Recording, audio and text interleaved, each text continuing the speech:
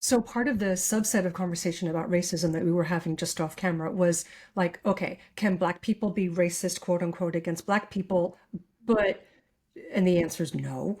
Uh, Prejudiced, yes. Hateful, yes. Colorist, yes. Right. But can Jews be anti-Semitic? No, not really. Can Jews, Ashkenazi Jews, act against their own self-interests? Yes. That there is an understanding that there is a lot of collective trauma. The the Holocaust was so brutal and so recent. It's not an excuse for white supremacy. There are no excuses for white supremacy, but it is being used as a barricade behind which to hide for atrocity. And it is not okay to use one's pain to eliminate the freedom of others, whether it's being against the mayor of New York City or mayor candidate. Hmm. My favorite is the one from Uganda. I'm blanking on his name. Mamdani, That's the one. he's the current Or, favorite. yes, please may it remain so. Or against killing people because of their demographics. It's Yeah, genocide. yeah, No fucking excuses. yeah, And yeah. no accusations of self-hating. That's just trying to say, come on, join the Nazi team here, because it is a Nazi eugenics position to take. And as a Jew, it is the eve of Yom Kippur. I am in fucking tears. Yeah. Genocide is just not okay. Yeah. That's all I gotta say. Yeah, No I'm excuses. sorry. Yeah, I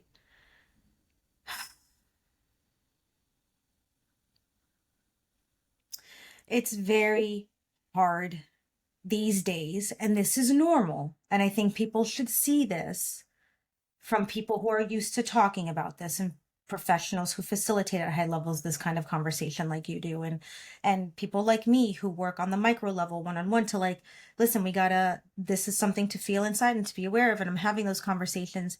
And I think what everybody should know is one of the biggest challenges is how do you handle getting worn out? Mm. Because you get worn out. Like when you see Shoshana crying, you see me getting teary. It's like it takes strength to bring an upbeat, rah rah sis boom bah attitude to bettering ourselves and bettering humanity so that we don't do things like hurt each other, torture one another, kill one another based on some garbage ideology. And I really appreciate Shoshana, you speaking that way, because I have such immense deep connections to Jewish community and Jewish people in my life. And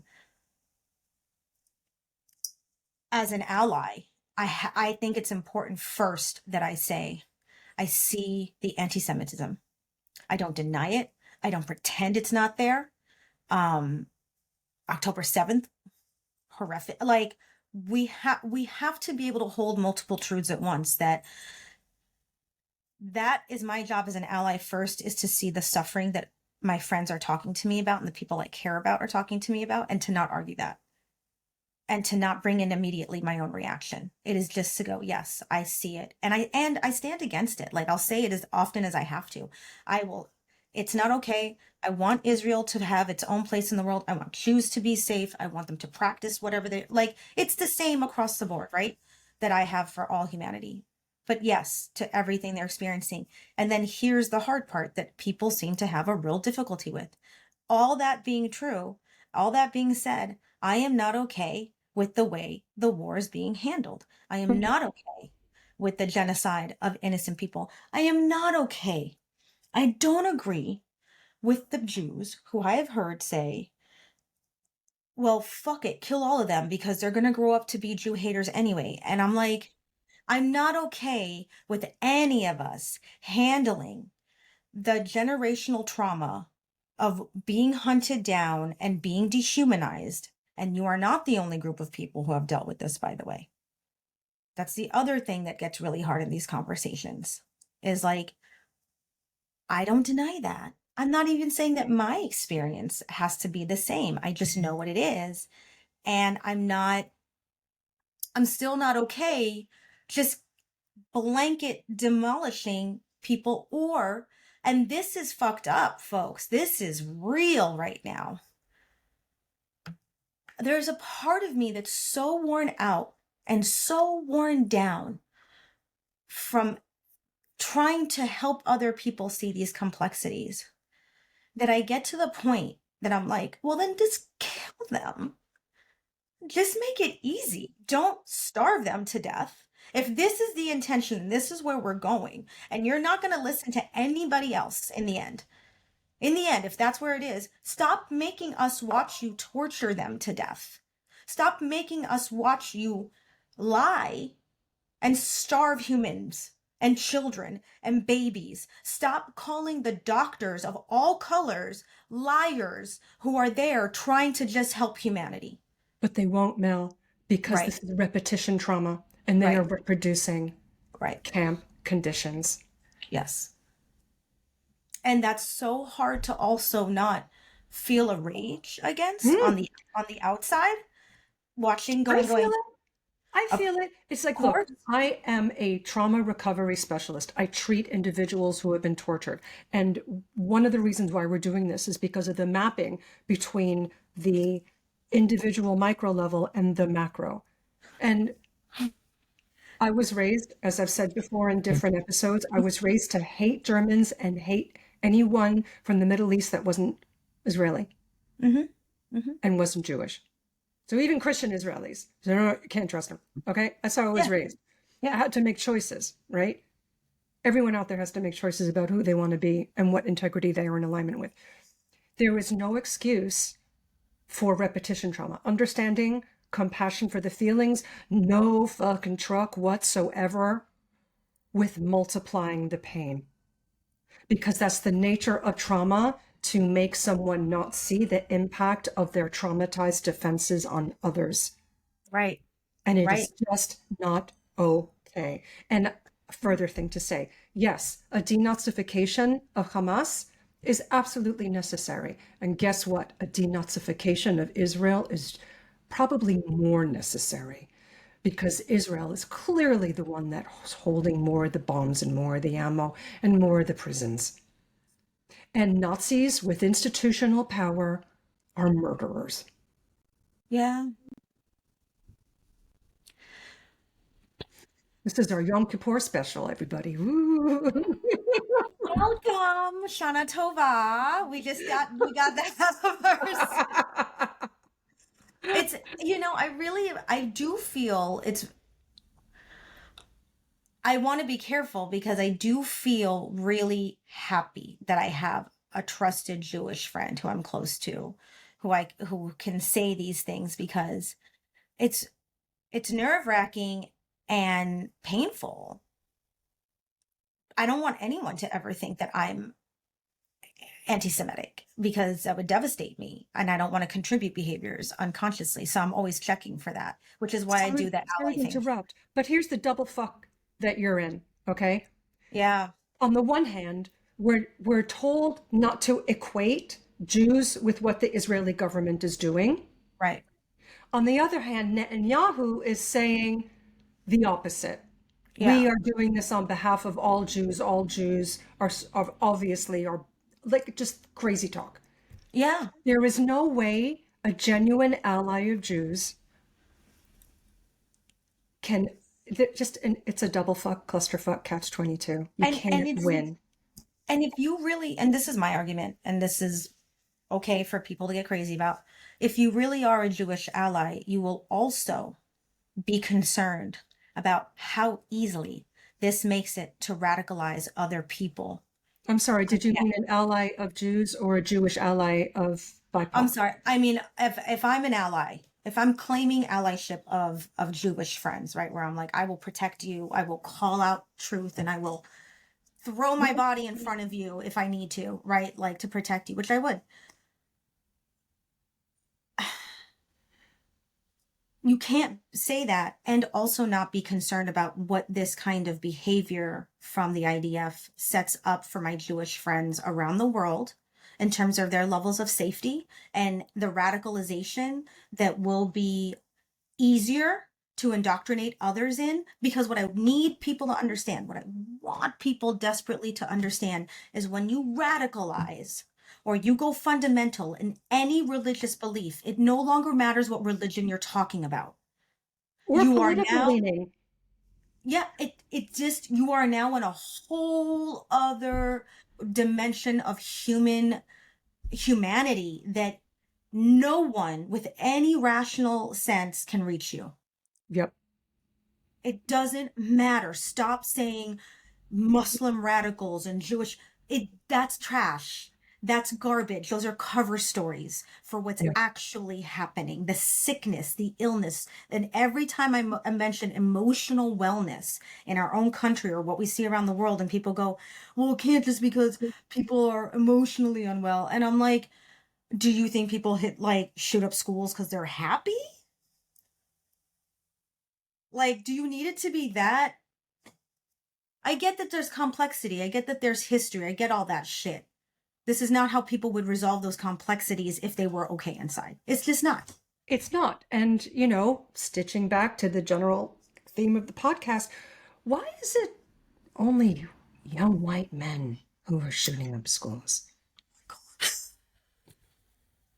There are overlaps because lots of people are unhappy and lack emotional, spiritual intelligence to kind of reground themselves in their bodies and accept all the feelings and process and self-care and blah, blah, blah, blah.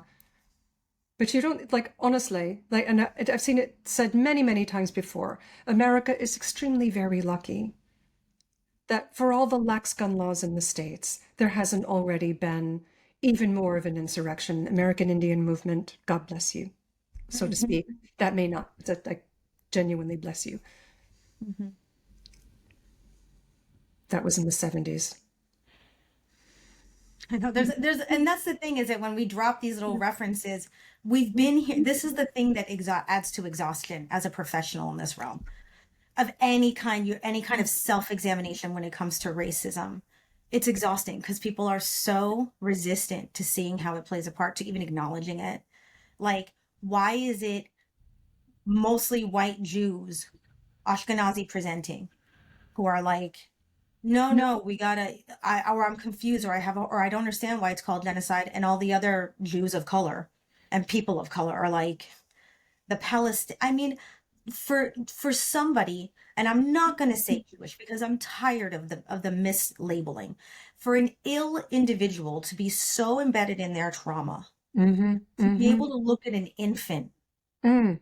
without knowing what the future of and to be like, you might as well die too because you're going to be vermin who kills us. That's such an embedded trauma response that I am so, again, the other reason I'm happy Shoshana is here is because I'm not Jewish. I don't have the same credentials. I have a lot of education. People are going to have a hard time believing me when I say those things. So I can have Shoshana be like, I'm a professional in trauma recovery at deep levels. Are we not seeing a perpetuated cycle? Yes, and connecting back to just blatant racism, just doing a little bit of science. I forget where it was held. My apologies. If there were films done on people's responses to seeing films on a pin going or seeming to go into the backs of hands of people of different colors. And so the same set was played to all of the people in the experiment. And unsurprisingly, white people had the least empathic response for people of color. And although people of color had a less empathic response overall to lighter color and especially white people, it wasn't the decrease that we saw from the white people. So when you map this onto the Ashkenazi response to brown babies starving, and as I've said it before, one of the awesomeness about being Jewish, when you really sit with it, is we have the full palette of the color in our Jewish family, from milk bottle white to blue black. A Mizrahi Sephardi baby is not Mizrahi is people who have been in Israel, Jewish people been in Israel and never left to come back and do Aliyah, which is a return to Israel. Never left, so you can't do Aliyah. And Sephardi are mainly people of color. And there's more details, but never mind. Like Sephardic. Yeah. Sephardim is the prologue. Mm-hmm. Yeah. Yeah. So Ashkenazi people are being racist towards other Jews as well, looking at skin color and saying people of this skin tone don't count as much. Right. They don't count at all. We're erasing other Jews. It's just insane. It's heartbreaking. And it's enrage inducing because now that we've said it, and this isn't new, folks, and this isn't other people have said this, other Jewish scholars. Mandy Patinkin is for whatever reason, a wonderful actor who I love, constantly speaking out, crying. I've seen social media with this man being like, how can we create, as a Jew, how can we create genocide against other people, whoever they are, like this, systematically, and then pretending it's not happening? It's a sickness. And so I get tired and I feel it in my body. I feel it squeezing my stomach and choking me because there's rage, because I'm tired of having to say what's obvious, having it be denied, and then innocent people continue to die. And that's exhausting. Yep. It's just exhausting. All activism is exhausting. Truth-telling in the face of people that go, la, la, la, la, la, la, is fucking exhausting. It's exhausting.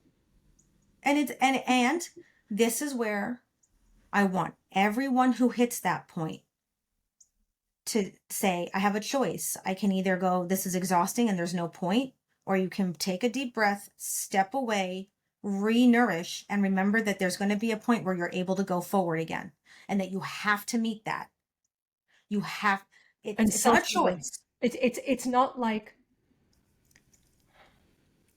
there's no point, so I'm going to say, it's like I'm exhausted with this. I need to go in self-care and regroup. That's because right. it may be someone. Oh, sorry, there's a knock on the door. So mark the time. Let me stop. Do you need to pause? Yep, let me pause. Sasha, I'm recording. What is it? So in the middle of us having this deep discussion, we just had a very Jewish interruption where my husband came in and said, "You want I should cook the kugel?" Which I'm like, fuck yeah, kugel. If anybody hasn't had kugel, you need to have. But I gotta tell you, Ashkenazi cooking is often very bland and bad, and kugel tends to be overcooked. So what I do with my mushroom kugel recipe is I bake it for half the time, and then it's good. It's really good when I just bake it for half the time according to the recipe. Just say it. So just getting a little levity in here in the midst of all the genocide talk. Which is an excellent example of that self-nourishment we were talking about, where you have to be able to step away.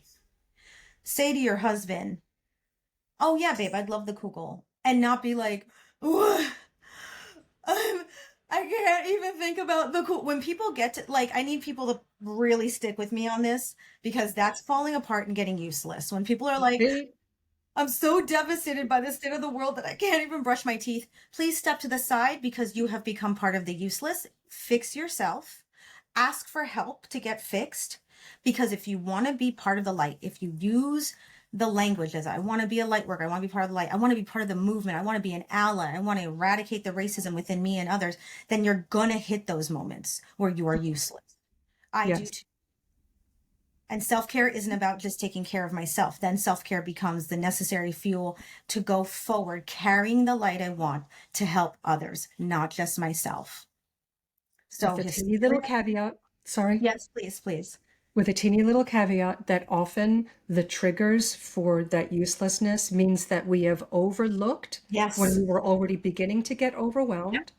Yep. And that lack of attentiveness to our own signals is itself a pattern, as well as the deep despair being partly about the situation that's outside of us and partly about some shit that's needs some healing work done. Right, within. Because it's going to touch everything. Yeah.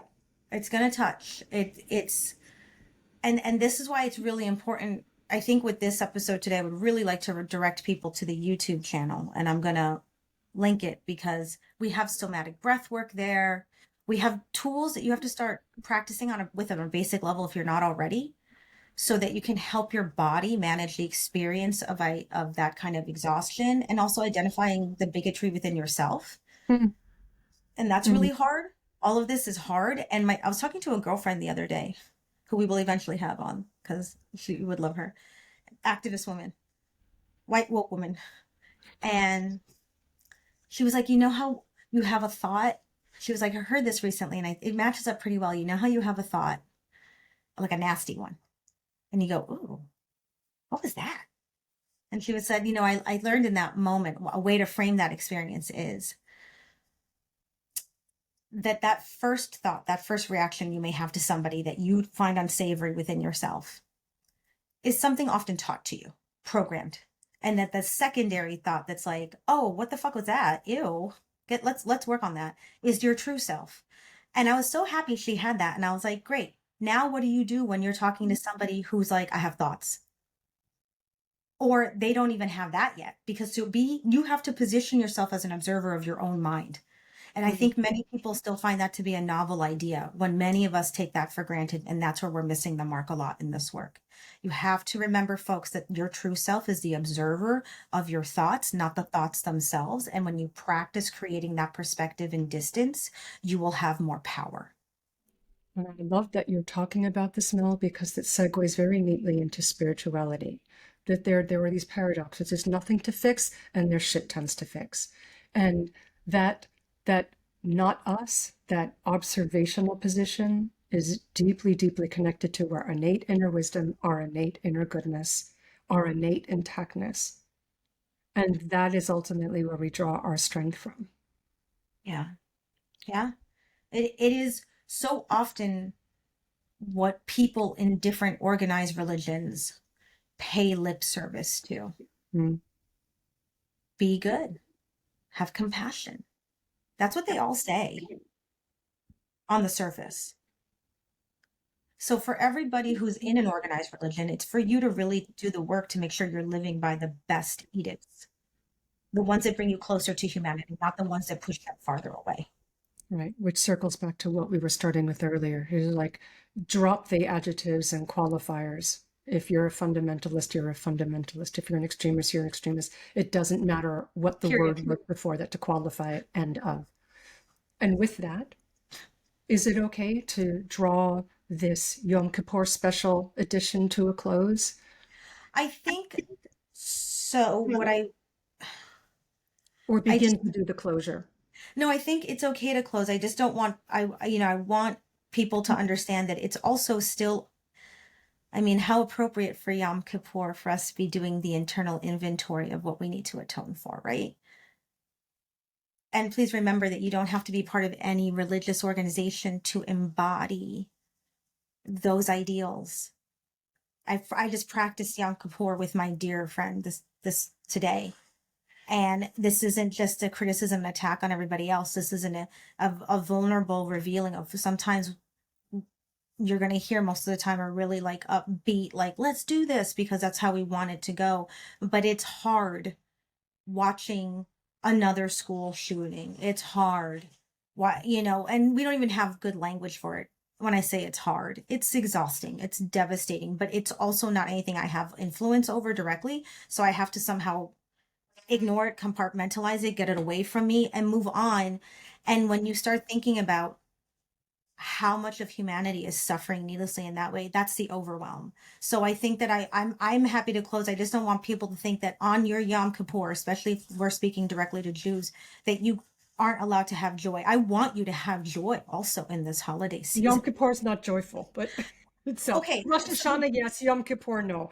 let me just say that the reason I have learned to use, I want you to have a satisfying or joyful Yom Kippur, is because I've had Jewish friends say to me, I find Yom Kippur to be very joyful because this is the time I get to set aside the privilege to just look within, to know how to move forward. That's fucking great. Just do that. Just actually do it. Please, actually fucking do it. Yes, please. So, like, have the joy. Just take it in. And if anybody else is hearing this who's not Jewish, you don't have to be celebrating Yom Kippur to make this the time where you do your own inventory of atonement. Mm-hmm. Take the inspiration, do the work, join hands with the people around you who are willing to do work as well, and eliminate the illusion that our labels make us much more unique from one another, when the truth is we are much more alike than ever. Absolutely. And I'd actually like to offer a little nugget of Jewish culture that is universally applicable for all of humanity, if anyone would wish to pick it up. So there's so it's not so much a story as a practice, and it's teshuvah or teshuva, depending on your accent and your upbringing. So teshuvah is literally translated as atonement, but for me, the process of, when you really look at it, it's about reconnection. Teshuvah is about doing sorry. And there are several steps and they're non-linear. One is recognizing that you kind of fucked up. With the spiritual context that we never do anything wrong and blah, blah, blah, blah. And we also do in the social contract level. So kind of fucked up. So knowing that, and then opening your mouth and saying, I'm sorry. So you're already on step 2, right? Not, I'm sorry you feel that way, for fuck's sake. Not, I'm sorry you think that way, but I'm sorry. Because there's a recognition that something happened between you which disconnects. And by the way, this is not applicable in abusive situations, which includes when people of color are talking to white people about racism stuff. Right. The teshuvah is on the part of white people. Yes? Okay. Yes. That qualified. So once you've opened your mouth and said sorry, then there's that Yom Kippur-like internal going, oh, how did that happen? And a deeper understanding. There's a process. And there's a deeper understanding, and then there is action taken, action over time, and process, inner process, outer process, and a reconnection, going to the person. And there's a restorative justice aspect to it. What can I do to make this up to you? What can I do for us to come together again stronger? And I love that about my culture. I love that about your culture too. And that's why that's why I was just about to say, that's why I'm open to learning from so many other people's cultures. So I can go that, because as a witch, and because we're talking about the spirituality lens now, as a witch, which means I don't align with any particular standard of religious belief, including in my witchdom. I'm not Wiccan. I want people to think that witch is an umbrella term, sort of like Jews. And then underneath that, you get like all the different subsets. And I love learning from different perspectives and different religious ideologies, because I'm like, oh my God, look at how beautiful an operationalized formula for atonement, where you can't, if you get confused, if you get overwhelmed, here it is. And I want to repeat the steps because that was fucking brilliant for people who are having difficulty. As a witch, with my witch ears, what I heard was, when you fuck up and you make a mistake and you may have inadvertently, unconsciously, or even on purpose, whatever the fuck it is, injected some nasty energy in the connection between you and the other person in a way that another person has been impacted by that energy, or has to remove themselves and distance themselves from you in a way because of that particular energy. Okay, great. How do you clear up the connection? You have to acknowledge inside first, and then that's step 1. Step 2, speaking it out loud. That is manifestation magic. I proclaim. I invoke, and with the power of my voice. And for people who are like, what if you're mute? Okay, just write it down. Okay, like just externalize your realization that you fucked up. And then you can just own it. And that's the hardest part, because when you speak it or you write it out or you proclaim it, you put a spotlight on yourself and you go, I made a mistake. And that's scary. And that takes courage. So this is what makes you brave. This is how you up-level your personal power. You go, I fucked up. And then you go to the person or people and you go, I didn't mean to inject that energy here. How do I repair the connection between us so that the conduit and the communication and the energetic flow is clear and easy and feels good for both of us? How can I prove to you essentially that I see where I fucked up? And what makes this hard is that sometimes you will do this with people who don't know how to handle the process of receiving atonement or an apology well. That you might meet somebody who doesn't know how to take it in, doesn't know how to be in the depth of that vulnerability with you or the feeling, or maybe leverages and manipulates your guilt and pain. And so, yes, you have to be, that's complicated Well for people. spoken. For people who are like, that's complicated. Yeah, interacting with, you don't want complicated? Do what I do as often as I can. Leave this dimension, go hang out with dead people, be a fucking hermit. Okay? Like, when you're interacting with humans, that's why it's fucking hard, kids, because they're complicated. But now you have the formula given to us by the beautiful, beautiful tradition of Yom Kippur. Thank you, Shoshana, for illuminating that in such a way that we can all access the power in spoken atonement and owning where we mess up so we can see the opportunities for growth. This is a gift today. What you have given us is a deep gift. And I hope everyone hears it that way and find the joy in embracing your courage and doing it. As have you gifted us with the witch angle on it. Especially as like you don't like it, go talk to some dead people and reset. Yo, you know what I want people? It's October 1st as we record this, and I have a wish that I've been like, oh my God. I want white people to do ancestral work. Yes, So please. much. So bad. Oh my God. Please. Oh, white people, if you are unsure about where to get started, start with grandmother's hands. Yes. We'll put a link to that and also a link to John Cleese showing why extremists are extreme, why it's good to be an extremist, something like that. We'll put both those links down there. I'm just taking the notes, but because I think that is absolutely delicious. I think that is Yes, absolutely perfect. And the that's a reason I good Yom want, Kippur recommendation. yeah, Yeah. we need white people, because I think white people also suffer from a cultural homelessness that has been also given to them, which is wrong. You have so much depth of culture in your lineage. You have good people. Yes, you're going to find some people, dead ones, who might still hold those nasty thoughts from the past. It is not a guarantee that when you die you become a better person. Sorry, I know people want that to be the truth. I can tell I do not hold the standard on what happens in the afterlife. And if anybody tells you they do, run away. But I can absolutely tell you from experience firsthand with the dead, they don't all grow up Right? immediately. I wish. Right?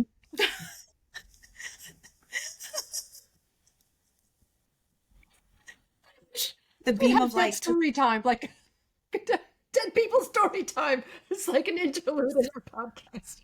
So like just be prepared, but like do the work, because if the white ancestors, who the good people, saw and were able to speak directly to their present day representatives on this material realm, especially the ones claiming religious ideologies, they'd be like, "Excuse me, knock knock. Um I don't think this is the Jesus Christ consciousness that we were going for with the If white I, nationalism." if I had a hand, I'd knock some sense into you. They might, that's when you get the cups pushed off the counters, or like Oh, sometimes my people, and we've worked out a system, because I'm like, you're really going after some expensive items. I'm going to need you to, like, maybe I get some cheaper ones, and then you can communicate that way. But like when I'm not listening, if whatever they can put in my body isn't loud enough for me to listen to, all of a sudden something will just shatter. And I'm like, okay, I got it. Please stop breaking my nice shit. They know exactly how to get me. They know exactly. That's why you have a whole bookcase of tumblers. Oh my God. I'm like, here, do this. I bought a 12-pack of mason jars. Whenever you're having a fit and I'm not listening, you can do one of these. You know what I mean? Like this, stay away from my designer candle holders. God, like, well, folks, you got an earful. You're welcome. I hope you have a good time. We want you to have a good time and we want you to come back. We're going to continue with the purple paper next time. And just to give you a preview, it's going to be on equity versus equality. Ooh, there's going to be some deep discernment happening in the next episode. We're going to do etymology, not like deep etymology. We don't have to do that, but you know, it's exciting. And we're going to have, we're going to talk about it, guys. So thank you. Thank you, Shoshana, for your gifts today. And you, Mel, thank you so much for you-ness. All right, I'll stop here. Bye, everybody. Bye.